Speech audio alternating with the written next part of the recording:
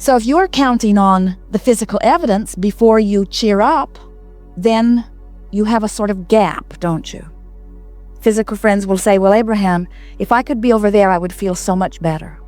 And we say, we know, but you've got to feel better before you can get over there. And they say, well, can't I just be the one exception in all of the universe? Can't you just make it better? Can't you change the circumstance so that I can feel better? And we say, it's an inside job. You've got to find a way to shift your vibration. And then whatever it is you've been asking for can flow easily into your experience.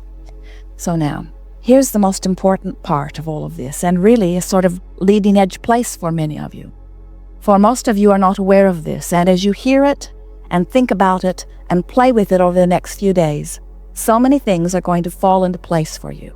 So many things that you've been holding yourself apart from for no good reason will begin to flow into your experience. In fact, an avalanche of stuff you've been wanting is lined up right outside your door. And when you open the door a crack, all kinds of things will begin flowing in. We were visiting with a woman recently who was experiencing, even in the moment that we were talking with her, very much pain in her hips. She has arthritis. And she said the pain was nearly constant. It varied in degree, but it was severe. And we said to her, you know, there are two journeys that you are living concurrently at all times. There's the journey that is already manifested that you're observing and talking about. In other words, there's the stuff that is manifested that you call reality. We call it reality. But you call it reality. It's more important to you than it is to us because we know how temporary it is. We know how changeable it is. We know that it's only the platform from which you launch more rockets of desire. And we know that your now reality is the time in which you adjust your vibration in order to open the door more than a crack to allow more of what you're wanting in. So we don't want to give reality as much attention as you do. We want to call it reality, temporary reality. So we said to this woman, you have two journeys that are running concurrently. You've got the reality or your awareness of what has manifested. But then you have this emotional reality. You have this vibrational reality. You have an opportunity on your emotional journey to adjust your vibration. You can't do much about the reality that is manifested. Some of you say, Abraham, I've jumped out of an airplane. I'm at 40,000 feet. I have no parachute. What should I do? And we say, hold on, it will be over soon. Because sometimes if you wait until the very last minute to begin adjusting your vibration, there is a momentum factor involved that you sort of have to live out. But we're wanting to talk to you pre-manifestation. We're wanting to talk to you about what you're doing with your vibration now. And so we want to call your attention to this emotional journey that you're always upon. So as we were talking to our friend with arthritic hips in great pain, we said, you could be a person who has arthritis in your hips and pain who is fearful, or you could be a woman who has arthritis in her hips and pain and hopeful. And the vibrational difference between being fearful and hopeful is a huge vibrational difference. Now, as any moment in time is not, it's not a big enough vibrational difference to give you instant manifestation. Nothing is. And friends, trust us on this. You're glad that you don't have instant manifestation. This buffer of time is really your friend. It's your opportunity to observe and to ponder and to visualize and to remember. It's your opportunity to take an emotional journey that might be different from what you're actually observing. Do you know that the majority of the vibration that the majority of people offer is offered in response to what they are observing? When you have the ability to imagine, you have the ability to remember, you have so many options other than looking at what is. And this is the part that we really want you to hear today. Even if you're standing in the midst of a reality, you have the ability to look at it in a way that makes you feel fear or to look at it in a way that makes you feel hope. And so that's why we are referring to the emotional journey. It's the emotional journey up the emotional meter. And when you understand that the way you feel is the key to this, now you're on your way. Thinking your way through it is harder because do you know how magnetic thoughts are? So if something's been happening and you've been observing it and you've been talking about it, you've activated that vibration within you. We want you to make friends with your vibration wherever it is. In other words, we want you to understand the vibrational nature of whatever it is that you've been thinking about and understand that it is illogical, it cannot be done, it defies the laws of physics for you to be offering a vibration of despair and all of a sudden jump over to a vibration of appreciation. Those vibrational frequencies are too far apart. The frequencies have to match up. And so when you've been focusing upon something that is causing you to feel the emotion that is evidence of the vibration of despair or fear, you don't have access to those thoughts that feel like appreciation, not in that moment. Joseph Campbell gave you some wonderful words. He said, "Follow your bliss." And we have never heard words spoken that are more accurate to what we know about your guidance system and who you are and what you deserve and what you're worthy of. And if you could do it, would lead you to the fulfillment of your reason for being here and for a joyful life every day, all day. Following your bliss, that is very good advice.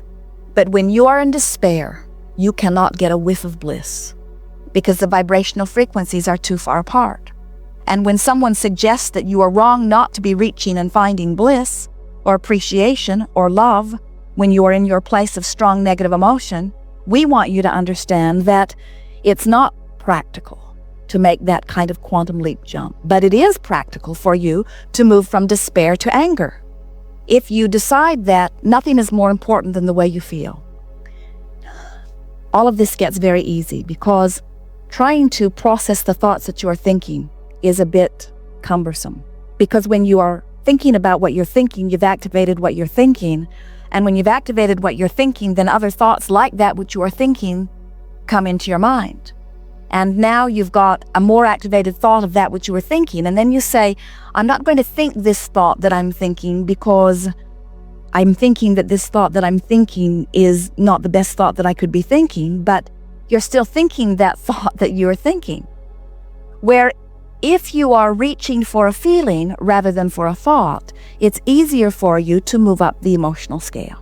And we want you to realize and watch and feel as we move through this day that the feeling of moving up the emotional scale, or the feeling of moving from resistance into allowing, or the feeling of shifting your vibration from one that is disallowing your connection to who you are to one that is fully allowing your connection to who you are. This process of moving up the emotional scale is a step-by-step process. It's something that you have to feel your way to. We are eager to talk with you about anything that is important to you. Nothing is off limits here. Thank you. I want to express my gratitude to you for the benefit you've been to me in the year that I've been listening to you. It's an amazing change has happened in my life. From feeling finally, after all this time, worthy of all the good things. I've always been blessed with wonderful health and a wonderful family and wife and kids and relative abundance, certainly in the 95th percentile of the planet. And yet there was something in me that didn't think I could have it all, and now Well, you couldn't be too far out of whack or you wouldn't be living the life you are. Yeah. In other words, you were closer to alignment than you wanted to accept because you've been trained, as a lot of people have, to believe that you should struggle harder for the good that comes to you. Yes. And when it comes relatively easily, you feel guilty about that. And there are a whole host of people that are out there not very well connected that work very hard at making you feel guilty. In other words, they want you to feel guilty. They want you to suffer more than you do so that they feel better about the suffering that they're doing. They don't do it consciously. Well, some of them do. But on the whole, they're well-meaning. So how have you come about giving it up? I think I just got sick and tired of it and I'm not going to take it anymore. We think so too. Yeah. We think the contrast of it just got feeling bad enough, and you realize that you're supposed to feel good, and feeling good was something that was natural to you, so it was an easy transition to make. And we want to let you know, of course, you're already beginning to feel it because the momentum is swelling. Yes. But all of that well-being that you've been living is small in comparison with what is now coming, as you brought yourself into alignment with now knowing that it's all right to let the good times roll. Yes. Thank you. So I guess my hesitancy in coming up was, it's also wonderful. I just want some minor tweaking. It's like, I set some really big business goals in the beginning of the year, and that basically 4 times anything I'd ever experienced in any other year. And about 2 months ago, I was nowhere near it. And then I finally allowed myself to feel worthy. And then immediately things started flowing in. And this huge deal is working out in my life. And it's going so smoothly. And then there's little bumps in the road. And like a client calls in and says, I changed my mind. The deal's off. And my secretary takes the message, and she, of course, feels bad for me because she believes them. And I say, well, they just don't understand. I call them back up. Everything's fine. It's like there was some joy in seeing that other people thinking the reality wasn't going to happen, but it's really happening. And so now there's been like these 3 or 4 peaks. And So that's am I creating that myself? Yes, and you are doing it because there is a part of you that you want your hands in the clay, and you want to feel responsible for the creation, and you want to, in essence, earn the good that's coming. And so you're not quite ready to just let it happen. That's the tweaking that you're wanting to do. You're wanting to justify it just a little bit by suffering at least some. Yeah. And in that, clarity is coming forth. In other words, when something looks like it's not quite going right, clarity relative to rockets of desires happen, and the future experience gets better as a result of that focused attention that is then required.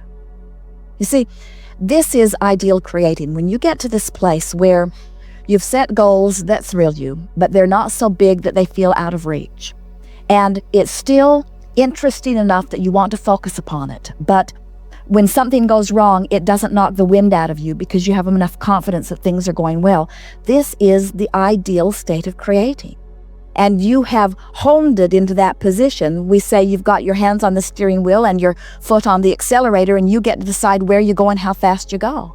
And if it gets going too fast, you can slow down, and if it's not fast enough, you can speed up. In other words, this is what creating is. And you have come to consciously acknowledge that it is the focusing that makes it happen. So much so that when your secretary gets the information about what seems to be the action reality, you didn't let it divert you from the emotional journey that you'd already decided to take. And so since you didn't let it divert you, the action journey couldn't be diverted either.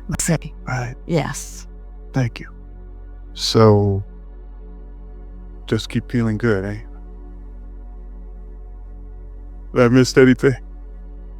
Well, we can hear some questions within you.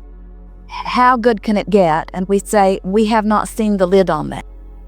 How much fun can I have? How much money can I make? How many people can I influence for the better? In other words, we don't see any ending to all of this. But your work is constant, and it is the same work. It is managing that distance between the desire and the current in the moment vibration. And so you can't be off the wall excited all the time.